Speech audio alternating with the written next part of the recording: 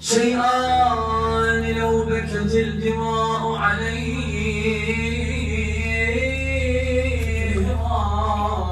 عيناي حتى تأذنا بذهابي، لم تبلغي المعشار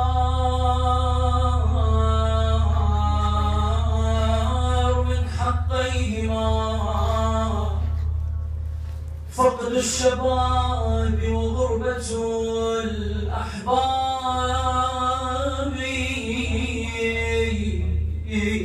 وغربة الأحباب.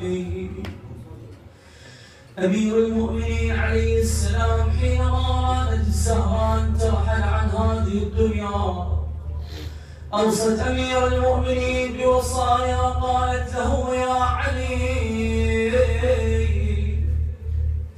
ادفني ليلا ولا تدع أحدا ممن كسر ضلعي يشهد الجنازة. يا علي ولا تصح في وجه الحسن والحسين، لأنهما سيكونان يتيمين بعدي. نعم جرى ما جرى، أوصت أمير المؤمنين بتلك الوصايا. جاءت ليلة وفاتها، دخلت إلى حجرتها، خرج الحسن والحسين. قالت لها: يا إسماعيل سأدخل الحجرة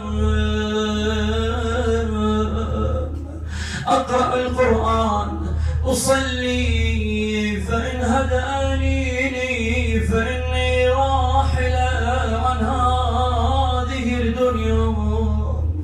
أوصتها أن لا تدخل الحسن والحسين كذلك مباشرة عليها. نعم يا موالين، وأنت يا باب الحوائج تسمع مصيبة الزهراء في ذلك اليوم.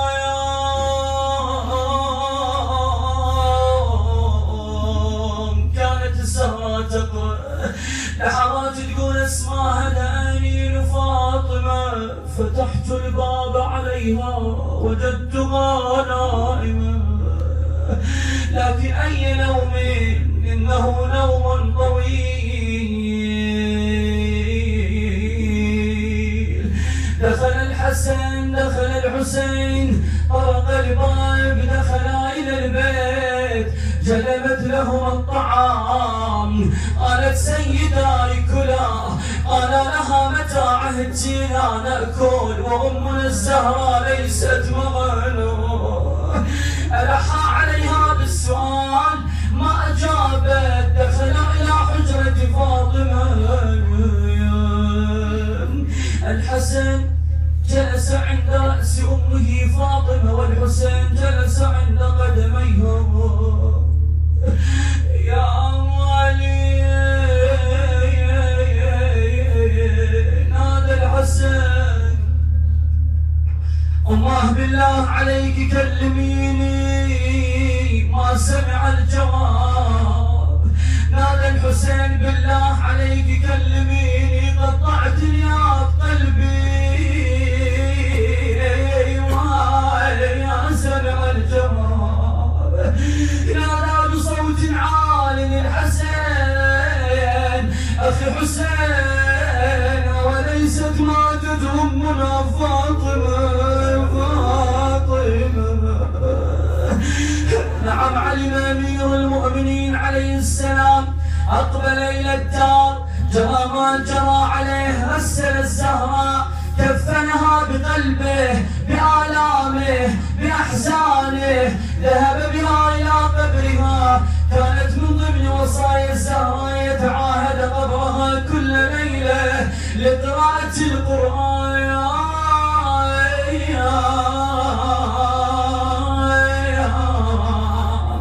هنا الشاعر يوصف هذا الموقف، تقول: على القبر الحبيب يروح حزين وروحه تتلظى،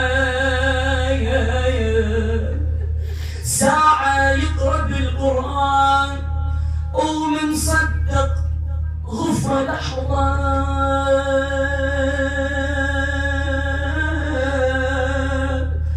وجدت بالحلم فاطم تقل قلبي يتشظى تعوف العزل ويعزل باب الدار ويفض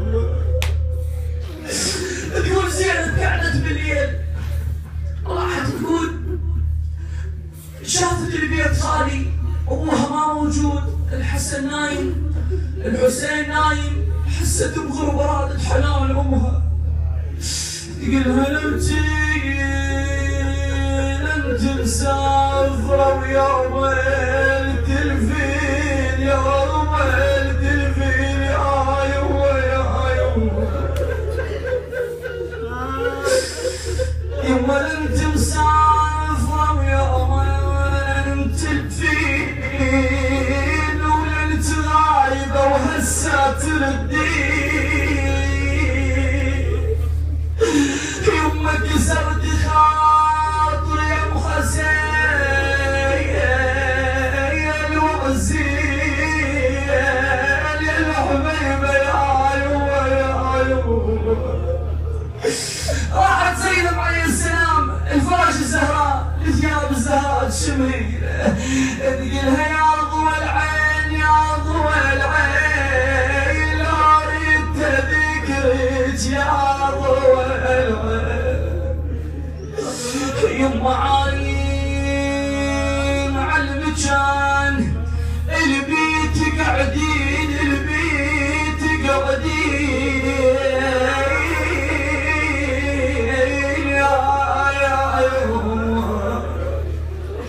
يقولها موقف زينب ولكن موقف الحسن صعب يقولها مرت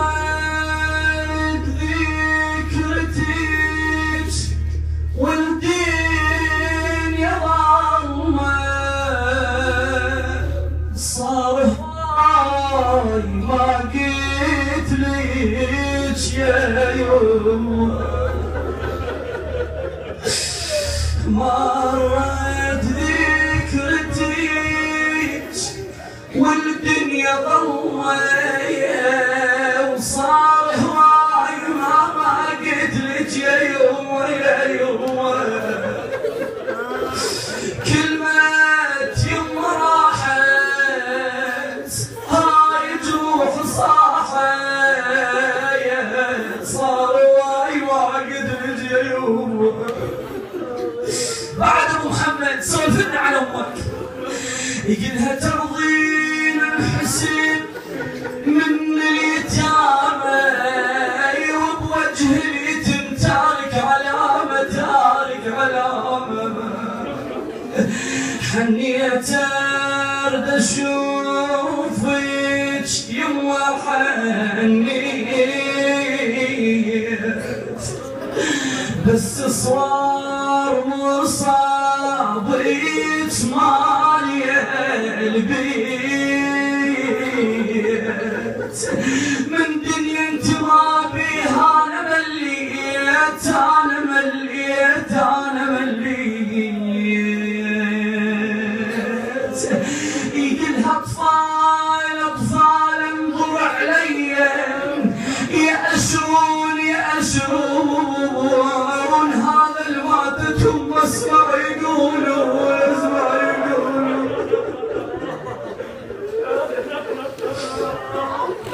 يوا يا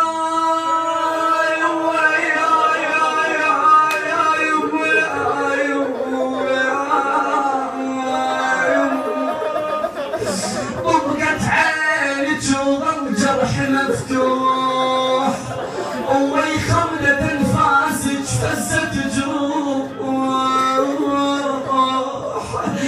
شاساوي فقدك وحسراتي والنوح دربي البي خذا ونعشيك جفيته اتصور شيعك لا مشيته الله يساعد يومك مولاي انت عشت 6 سنوات ويا الزهراء يعني ما لحقت عليها عشت انا عمرك ويا ام البنين ايش غزر بيك حنان فاطمه ايش غزر بيك حب فاطمه ايش يقولها بعد موقف بي السيرة أذكر أنت ميت بين يدي مخلوق العيون بدمع فرقايات طلعات الصباح بلايا ملقات حركتك تذكرتك ما تردين نصر خانه وي زينب والحسين والحسين والله شحلات الدار لو تزيب اهاليها وشحلات الوالده لو تنشاف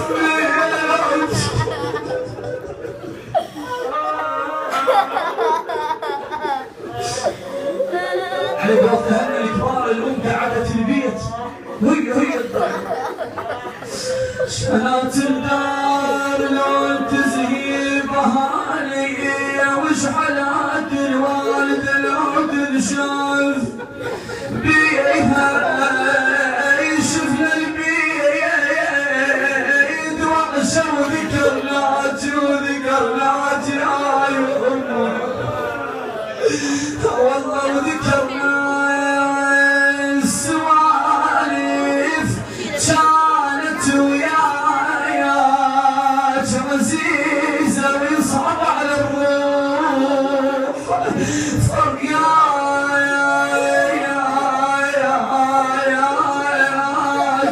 فرقات يما ويسينا طالت الغيبه ويسينا يما وبندينا وراحت اهالينا بندينا يلتنا انشد للقمر ويانا رايح على الشاطئ رهينا وسراه مقطوعه ويمينا يا مينا زينب عليه السلام نادت امها فاطمه تقول لها انت ذكرك يا ضوء العين اعاين على مكان البيت قاعدين وين؟ بالمدينه ولكن زينب عليه السلام نادت فاطمه نداء في ارض كربلاء ليله الحادي عشر كلكم حاضرين الابيات يوم تعالي يوم تعالي يا فاطمه يوم تعالي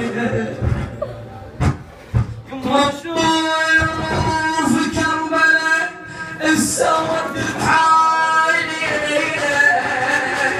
خوت من البحر كذا اكبر زينب سمعت نداء الاولاد ليله الجمعه الليله ابو علي تسمعني انت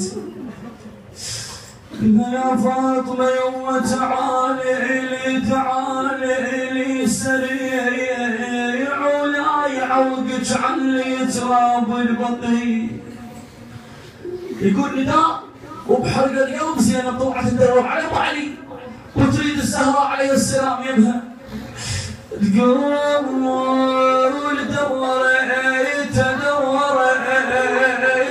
طلعت الاخير ودورت والله لقيت